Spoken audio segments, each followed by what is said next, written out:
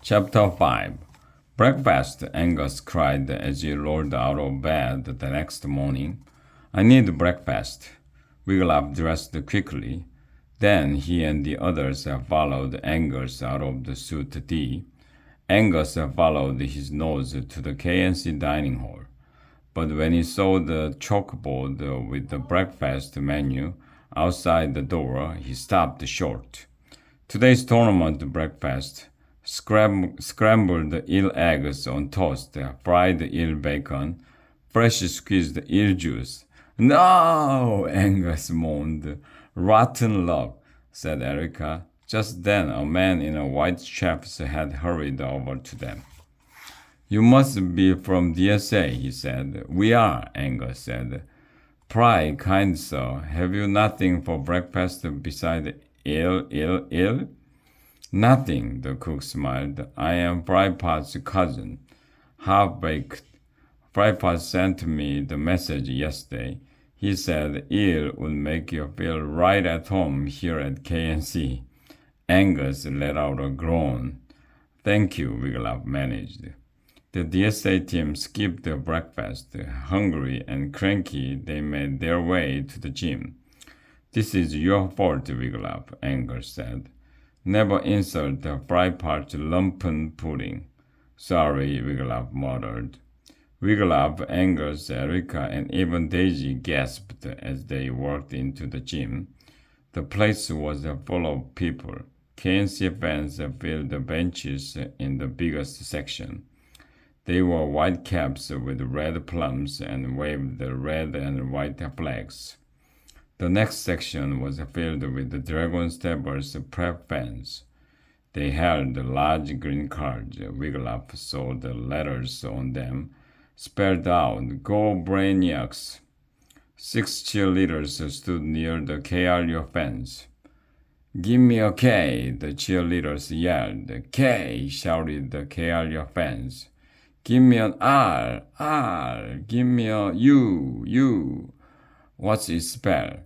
The KRU fans were silent. They scratched their heads, thinking hard. You can do it, yelled the head cheerleader.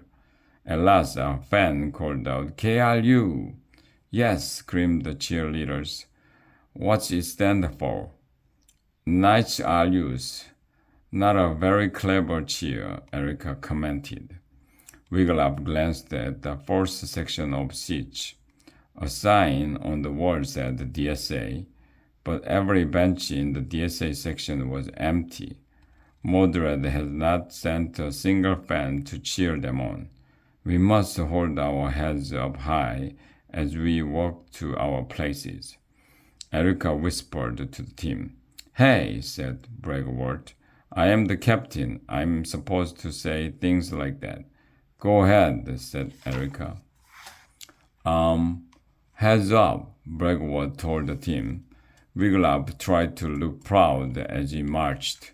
He felt the eyes of everyone in the room on them. He followed his teammates up a set of stairs onto the stage. They sat down on the bench labeled DSA. Daisies sat on the floor next to Wiglaf. A bell hung from a rope in front of the teams. Wiglaf thought it looked a bit closer to the KNC team than to any of the others. Wiglaf looked over his shoulder.